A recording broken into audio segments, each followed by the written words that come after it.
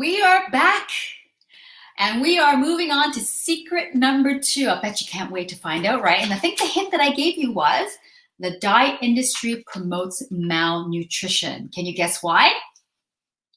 Well, first of all, as you know, all the diets out there, doesn't matter which one it is, it's all about restrictions. Don't eat this, don't eat that, don't do this, don't do that, eat at this time, don't eat at that time. There's endless amounts of rules in every single one of these diets. And what's most popular now these days is the keto, the paleo, where you cut out all your carbs.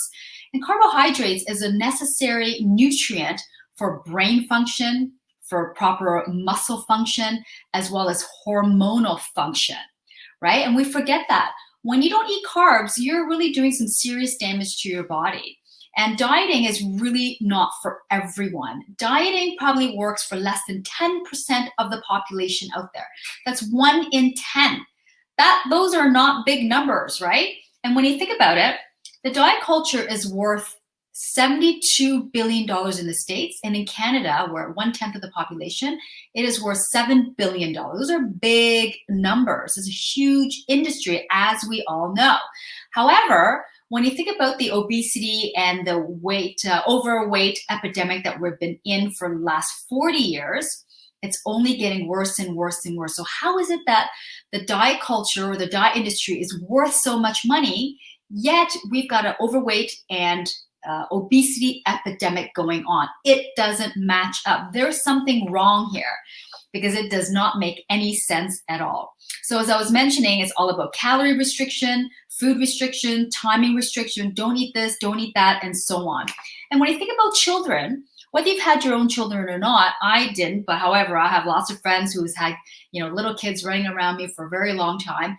And when you think about when you feed your children or when you feed kids, they eat when they're hungry and they stop when they're full, because they are actually tuning into their body because that's all they have.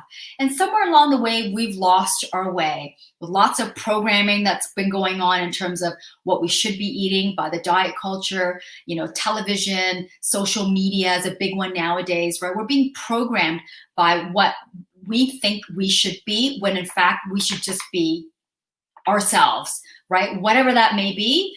We all have unique personalities, and therefore we all have unique bodies, and everybody is different, right? So as I was mentioning earlier, the carbohydrates are a necessity for basic body functions, and you can really mess up your metabolism as well. And the more extreme dieting that you do, the worse the repercussions are.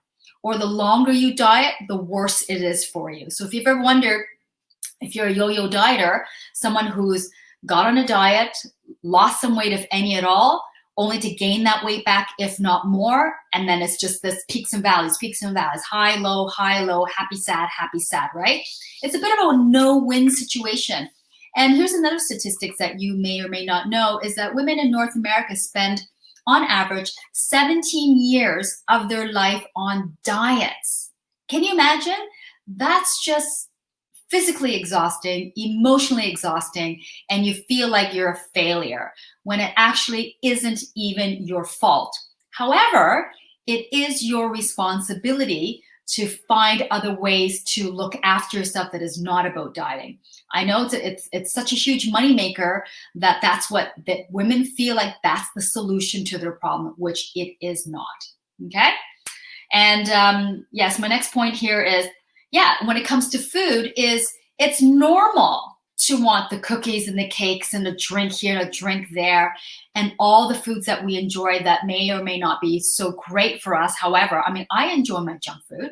It's normal to want those foods, but yet we've been made to believe that these foods are now on the forbidden food list, and therefore what ends up happening is you're on this no-win teeter-totter, feeling guilty for thinking about wanting it or having it, versus if you don't have it, you feel deprived. So it's like guilty, deprived, guilt, shame, deprived, right? So it's a one or the other, and it's a no-win situation, right? So it's, again, back to my first video that you just saw a few minutes ago.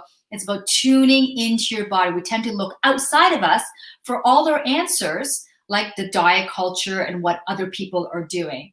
when all your answers are actually all within you here, and it's just about tapping in. All right?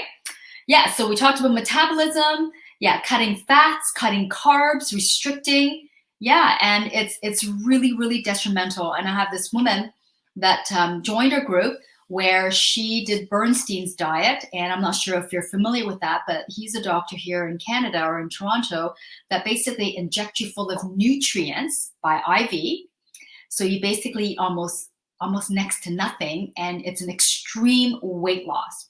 And here's a woman that went on it 3 times, and she's actually somebody that I know quite well, and she always had like not the great body image. So, but she felt like she was carrying weight that she didn't want. Went on Bernstein's, lost it all, gained it all back. We're not talking 5-10 pounds here. We're talking 50 pounds. Gained it all back. Went on Bernstein's again, lost it again, gained it all back. Went on again 3 times, only to gain it all back. And now she has metabolic issues, and her body image issues are not great. So now that she's inside Fit and Fierce, she's slowly working away at peeling away those onion layers to really find true happiness in her body. And in that, she's beginning to lose some weight. So that's what's important, that, diets don't tell you that the damage that it can do if you don't take care of yourself. And dieting is not taking care of yourself. Dieting is the wrong solution to your problem. All the solution is right here within you. Okay, so let's see what else I got here. Yeah, metabolic. Let me read you a definition. Metabolic damage means when our calorie deficit is too large, that is, the energy is going in is less than the energy going out, which essentially tells our bodies to slow down metabolism in order to preserve energy. So if you're someone that's been struggling with weight loss and you really cut down your carbo or you cut down your calories, your body's telling you it's on a fight or flight mode, and it's preserving that energy, and hence the weight gain. So this is really important to remember. All right, so let's move on to, you'll get tomorrow's secret, or the 3rd secret at another video. And let me give you a hint. Do I have a hint here? I don't have a hint, but stay tuned. You're gonna find this very interesting. See you soon.